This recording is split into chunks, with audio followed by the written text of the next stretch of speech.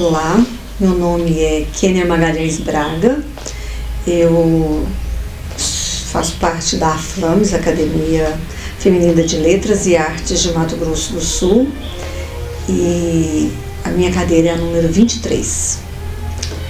Eu sou nascida em Anápolis, uma cidade de Goiás, né? Fica próximo a Goiânia, que é a capital do estado, e também próximo a Brasília, que é a capital federal. Desde muito pequena eu sempre gostei muito de artes de uma maneira geral, e a minha formação eu estudei em escola de freiras, né, Colégio Auxílio em Anápolis. Eu estudei 9 anos nesse colégio.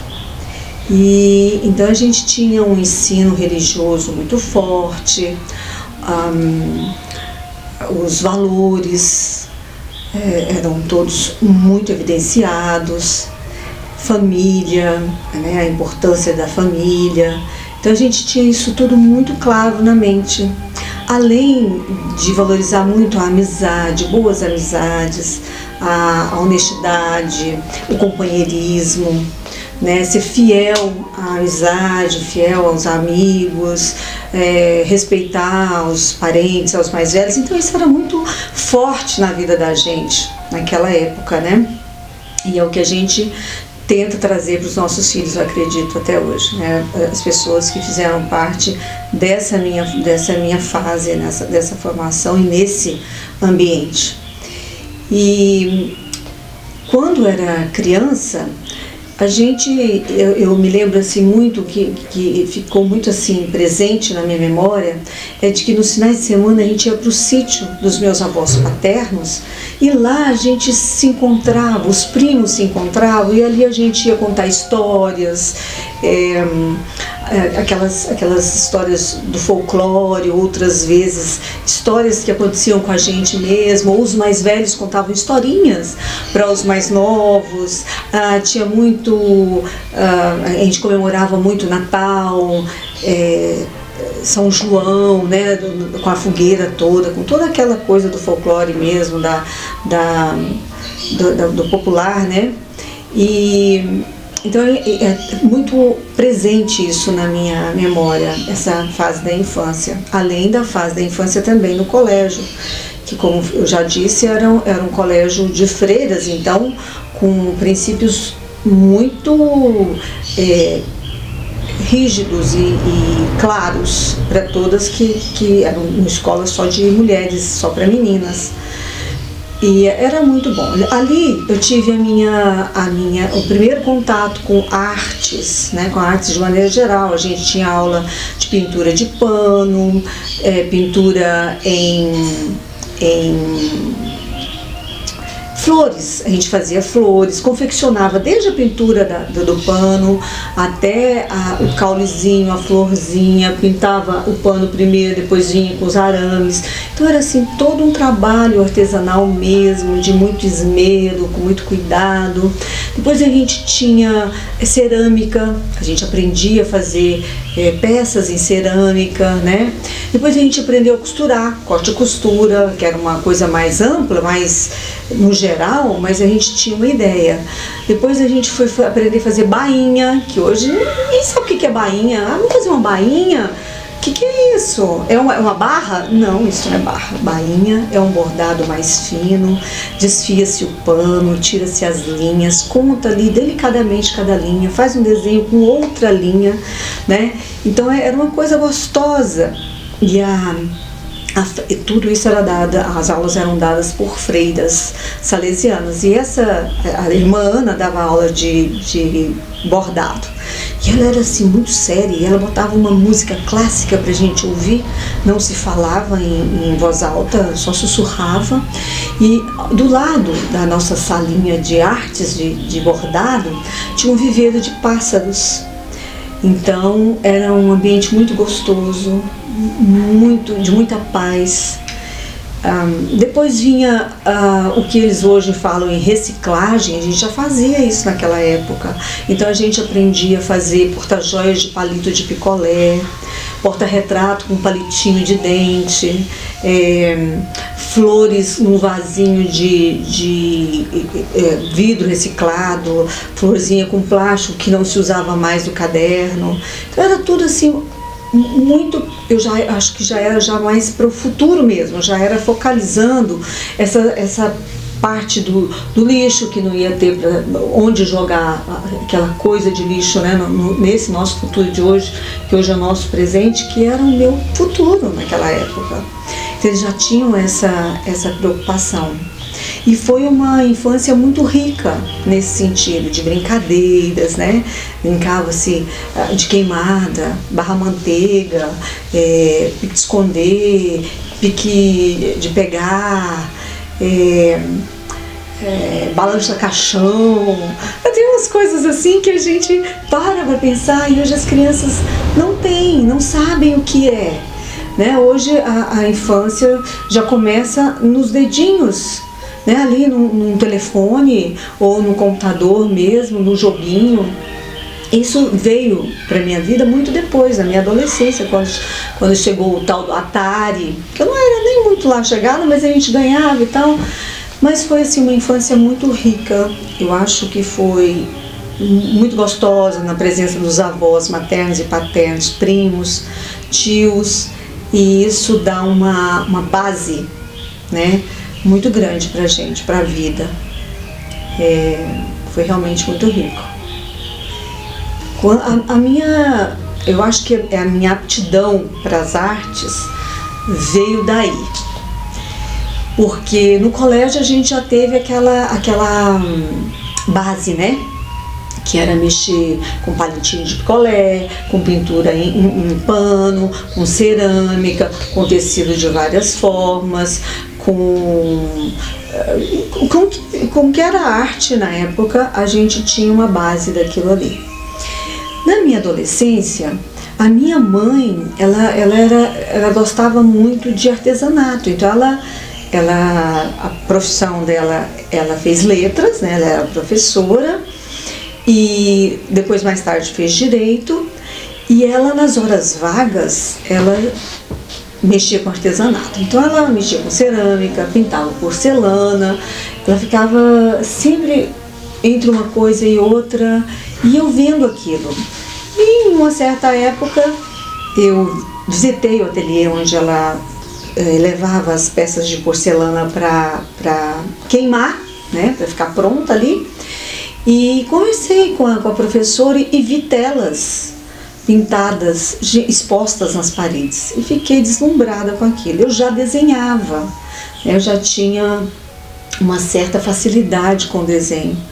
E aí me encantei com aquilo ali e comecei a praticar o desenho e depois passei para a tela a óleo.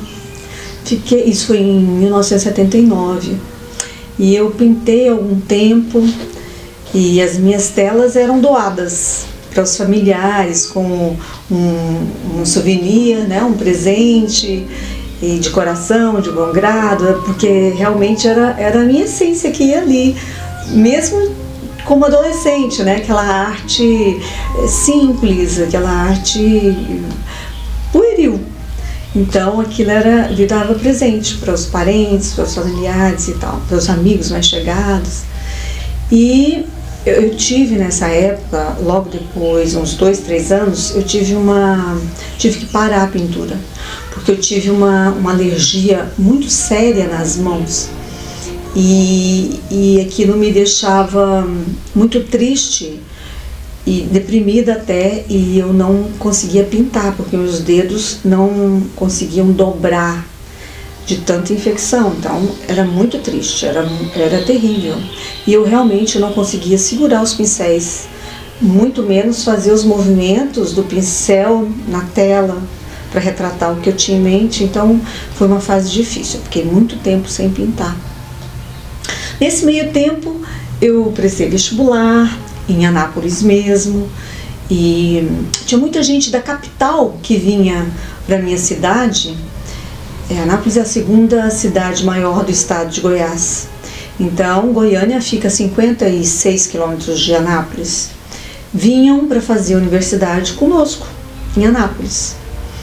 E era muito interessante, porque ali naquele meio a gente não via uma diferença em hábitos, em costumes, porque era um ambiente de universidade, a gente se ajudava mutuamente. Então eu gostava muito disso, porque eu tinha a oportunidade de ajudar os meus colegas que chegavam cansados de um dia de trabalho, né? A universidade era à noite, terminava 10h30 da noite, eles ainda pegariam uma estrada para ir para casa, para só daí descansar. Então ali a gente se ajudava. E ao final dos 5 anos da Universidade de Direito, formamos uma família muito bonita, e a gente até hoje se fala e temos contatos. É realmente como uma família ali, de lembrança do curso de Direito. Eu comecei a advogar muito cedo, a estagiar desde o meu primeiro ano de Direito. Meu pai é advogado também, e da ativa até hoje, né? E então eu ficava ali com meu pai, sempre lendo, sempre vendo o que precisava fazer, ele me explicava. Quer dizer, eu tive o melhor professor que poderia ter, né? E o tempo foi passando, eu resolvi fazer letras. Letras entrou na minha vida assim, sem explicação. Resolvi que eu queria fazer letras. E foi uma universidade fantástica. Foi um aprendizado assim que eu pensei que eu não iria ter oportunidade de ter na vida realmente, porque ali eu aprendi sobre vários autores, né? A gente abriu um leque muito grande, tanto da literatura brasileira, como europeia, como inglesa, como latina, como anapolina e como goiana. Então a gente teve um estudo muito amplo da literatura, né, de uma maneira bem ampla, muito ampla. E foi muito gostoso, porque eu aprendi muito, muito, muito com isso. E daí eu passei a trabalhar no direito, que eu já estava trabalhando, e eu reservava um pouquinho do meu tempo para dar aula de inglês.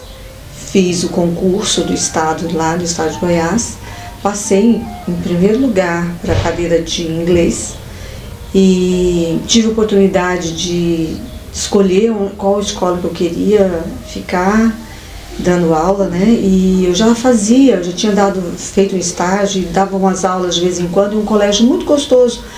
E ali eu fiquei até vir para cá, até 2000. Quando eu me casei e vim para Campo Grande. Aqui em Campo Grande eu retomei a pintura. Depois de alguns anos, mais ou menos 2002, 2003, eu resolvi arriscar novamente a lidar com a tinta a óleo que me dava alergia. Algum componente da tinta me dava alergia. A gente não conseguiu descobrir qual era. Mas eu resolvi arriscar de novo. E foi muito bom, porque eu pintei algumas telas, tive a oportunidade de pintar um pouco mais, até que os primeiros sinais voltaram a surgir, né, da alergia. E como a alergia me deixou marcas bem profundas, esse problema da alergia, eu resolvi dar um tempo. Então, de vez em quando eu volto, vou lá, dou uma pincelada, mas sempre com muito temor, porque realmente foi uma fase muito terrível, chegando ao ponto de um médico me falar que eu tinha que amputar o dedo anelar, porque não tinha mais o que fazer. Antibiótico não cortava a infecção, corticoide dos mais pesados, ida e volta, não cortava a infecção, meu dedo já estava preto, realmente necrosando, e eu já não sabia o que fazer. Então, quando eu me pego novamente com o início da infecçãozinha, eu falo, não, opa, tem que dar uma parada, dou mais um tempo, mas eu sou teimosa. Eu acho que a arte nos remete a muita coisa boa e a gente não pode ficar longe dela, não. Eu tive um grande prazer de também lidar com a música. Então, eu tive a oportunidade de cantar em um madrigal, que é um coral pequeno, onde cada naipe, cada voz, cada naipe é composto por 4 vozes, né? Então, era bem pequenininho, mas com pessoas muito comprometidas com aquilo ali. Então, o coral, a gente fazia cantatas de Natal, né? A gente fazia casamentos, eventos de todas as formas dentro da minha cidade, Anápolis, e dentro do estado de Goiás. Então a gente viajava, conseguia, a gente não era remunerado para isso, todo mundo ia por amor ao que fazia, né, a música, aquilo ali, aquele grupo, e a gente rodava o estado com incentivo às vezes municipal, ou a gente mesmo se desdobrava e pagava viagem, hotel e tal, ônibus, para a gente fazer aquilo ali, para não deixar morrer o coral. E chamava Madrigal Bel Canto. Então era bem conhecido em Anápolis, no estado de Goiás, e nos encontros de corais, assim, era muito lindo, porque era uma língua só que a gente falava. Fosse de onde fosse o coral, as pessoas, a música falava por si só. Então era muito lindo. E eu acho que a arte nos dá isso de presente. A chegar até a pessoa sem precisar falar diretamente com ela. A arte faz isso, a música faz isso, a pintura faz isso, a literatura faz isso. Você escreve para o geral, mas cada um que vai ler vai tirar dali o que serve para si, né? Então, cada um vai interpretar de uma forma, vai ver aquela arte, aquela tela de uma forma, vai perceber de uma forma alguma coisa que eu percebi, o outro não percebe outra coisa que talvez eu não tenha percebido. Então isso é muito importante, assim como a música toca as pessoas sem...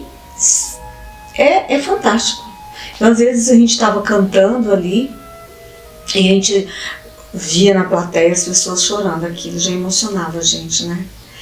E é fantástico. Então eu acho assim que a música, a arte de uma maneira geral, tem o dom de influenciar da maneira melhor que tem, de tirar das pessoas, do âmago das pessoas, o que ela tem de melhor, né? A música faz isso muito bem, a literatura faz isso muito bem, a pintura faz isso muito bem, o artesanato faz isso muito bem, a arte de maneira geral faz isso muito bem. E isso é muito bem-vindo, né? Quando eu dei aula, eu dava aula de inglês, naquela época era quinta ao pré-vestibular, ao terceiro ano. Então não era ensino fundamental e ensino médio. A gente falava que era o científico, do primeiro ao terceiro, e de quinta a oitava era o segundo grau. Então, quando eu dava essas aulas, aula de inglês, eu via o quão era importante para aqueles alunos que me assistiam, que assistiam às minhas aulas, o que eu tinha para oferecer. Eu era o espelho para eles, então eu tinha a obrigação de ser uma pessoa o mais isenta possível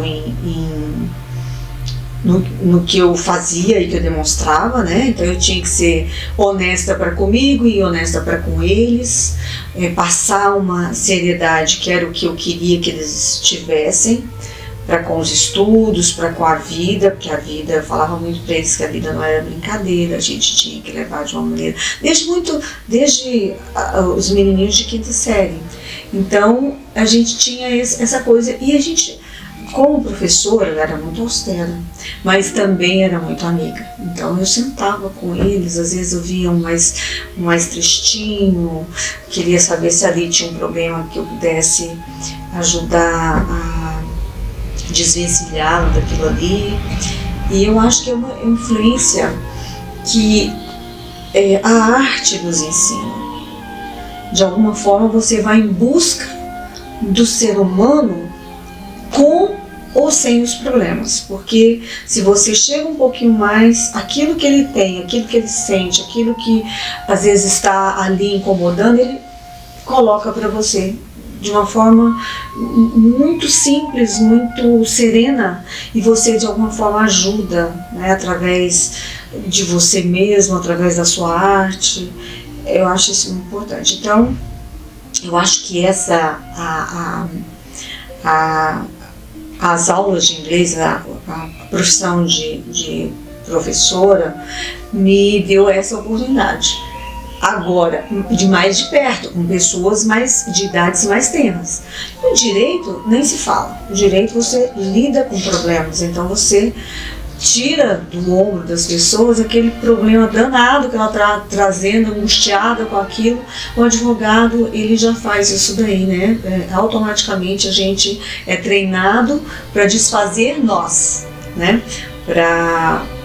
E isso, sem sombra de dúvidas, ajuda demais a pessoa. Então eu acho que as duas profissões que eu escolhi, que eu tenho, me ajudaram muito no sentido de florescer nas pessoas alguma coisa que realmente fizesse diferença. Os meus alunos, vários voltavam, depois do terceiro ano, voltavam à escola e me encontravam e a professora foi muito boa, a senhora realmente era austera, mas a gente precisava, que a gente não conhecia, valeu a pena. Olha, hoje eu tenho a oportunidade de fazer uma universidade que eu escolhi, e era uma escola pública.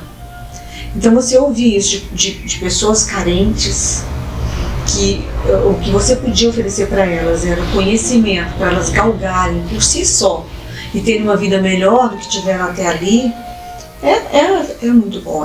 Realmente uma oportunidade que eu agradeço muito a Deus por ter tido. Eu acho muito importante a gente ter em mente que as coisas vêm para a gente com um propósito. Então, eu diria para quem está querendo começar agora, ou na pintura, ou na literatura, primeiro, o preparo para se debruçar em cima de uma coisa sua seria observar o seu dia a dia, observar as obras que você tem oportunidade de ver, as músicas que você gosta, aprimorar o seu ouvido para tudo, não só para música, porque através do ouvido você vai chegar à literatura, à pintura, à música, e isso é muito importante. Então, observação, compromisso, não desistir, porque às vezes achou que eu pintei, não ficou bom, não, é sua, é a sua essência que está ali. Acredite, é o melhor que você podia ter feito naquele instante. Então aquela ali é a sua arte. Abriu a boca, mas eu desafinei, faz parte. A gente não nasce pronto, a gente aprende, é passo a passo. Então, e na literatura é a mesma coisa. Começa a ler uma obra aqui, outra obra ali, tire bons pedaços. Eu tenho o hábito de retirar, tomar nota de um livro, de trechos de livros que eu leio e que aquilo me toca de alguma forma. Então eu coloco entre aspas, coloco de qual livro eu tirei, de quem era o autor, e guardo aquilo ali. Quando eu vou escrever algum texto, alguma coisa, eu sei que eu tenho guardado alguma passagem que possa me servir para aquele texto, um texto que eu preciso produzir. Então eu gosto de fazer dessa forma. Acho que seria uma dica interessante para quem está começando, porque eu também estou começando na literatura. Acho que é difícil, não é fácil não, é bem difícil, porque o português não é fácil. O português é difícil, né? Então, mas vou começando aos poucos, dessa forma, lendo, me aprimorando mais. E eu acho que não é só a leitura que nos leva à literatura, é a arte de maneira geral. Você pode ler e escrever um quadro, né? Você vai traduzir o que está te trazendo aquela tela, através de palavras ou através de sons, e aí é a sua arte, é aí que entra. Então isso é muito importante. Quando eu fiz o curso de Direito, a gente tinha algumas palestras e alguns cursos que eram oferecidos pela universidade. E em um deles, eu me lembro que eu fiz um curso de oratória. o Dr. Cláudio, não sei das quais, não me lembro o sobrenome dele. E era um senhor que tinha vindo de São Paulo para dar esse curso, e ele era bem baixinho.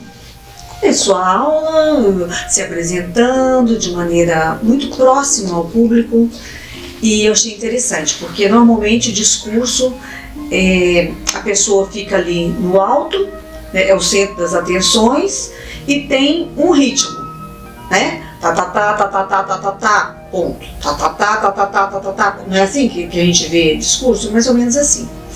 E ele jogou isso no chão. E começou a falar da maneira como ele via um discurso, o que era um discurso para ele. E eu acho que ali me fez perceber como era diferente a forma como a gente tinha no dia a dia um discurso e como ele estava mostrando para a gente, a proposta que ele estava trazendo para a gente.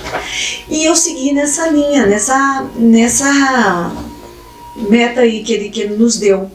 Então, quando eu escrevo, que eu tive a oportunidade de fazer alguns agradecimentos, algumas boas-vindas a algumas confreiras. Então eu tive a oportunidade de fazer alguns discursos na Flames. E eu me lembro muito do que ele nos falava, que a pessoa, para ficar agradável, a gente tem que como se sentasse do lado de quem está ouvindo e travasse um papo, um bom papo, de maneira agradável, educada, levando o que você quer levar, mas sem ser engessado, Então eu levo para os meus escritos essas dicas que ele nos deu, né, nos dava naquela época. E fica uma coisa mais suave, eu acho, né? Não tão séria, tem sempre uma mensagem, né? Mas fica mais suave. E eu acho que talvez seja uma característica minha na maneira de escrever, essa maneira de me colocar, me posicionar mais à mão de quem está ouvindo, mais agradável a quem está me ouvindo. Que acho que aí, por pior que seja o tema, a pessoa vai ter o prazer de parar para te ouvir. E sempre também a música me ajudou nisso, porque você encontra um tom de voz e você difere os tons da sua voz à medida que você deslancha no seu discurso e nas nuances que você quer dar. Então você quer dar uma importância maior, uma gravidade maior, você faz essa gravidade na voz. Você quer chamar atenção de uma maneira mais alegre e mais aberta, efusiva, você chama através da voz. Se você quer dar uma ideia de tristeza, você vai através da voz. Mas se não, se a história é alegria, através da voz você sabe, você imposta da maneira que você precisa da sua voz. Então é um conjunto de coisas, é o cérebro, as mãos, o corpo e a voz, para um discurso que seja bem aceito, bem aproveitado até para quem você se dirige. Acho isso bem importante. Eu queria deixar uma mensagem para o hoje, para o amanhã, para o depois, para sempre. E eu acho que o mais importante do ser humano é ser. O que você tiver que fazer, faça com o coração, o melhor que você tenha em si. O menor que seja a coisa. Caiu um grampo de uma confreira, de uma pessoa que está na fila. Se abaixe, pegue, sem ser por obrigação, por carinho. Aquele seu gesto, por menor que seja, vai ser notado. Através do seu gesto, através do seu olhar, Você não precisa falar nada. Então a pessoa que seja o melhor de si, dê o melhor de si. Seja honesto consigo, com os outros. A arte é fantástica para nos levar a isso, porque faz transbordar na gente o que está lá dentro, lá no âmago, e a gente às vezes não tem a oportunidade no dia a dia de deixar isso transparecer. Mas a arte é fantástica nisso. E através da Flames, eu tenho tido a oportunidade de deixar espelhar isso de alguma forma. Então, a Flames tem sido na minha vida um prisma, onde a luz reflete e espalha. Isso é muito bom. E eu tenho muito a agradecer a Flames. Se você tiver a oportunidade de lidar com a arte, lidar com pessoas, puder, de alguma forma, de alguma coisa que saia de você, que você faça melhorar a vida das pessoas, faça. Isso é bom para você e vai ser muito bom para quem merecer isso de você.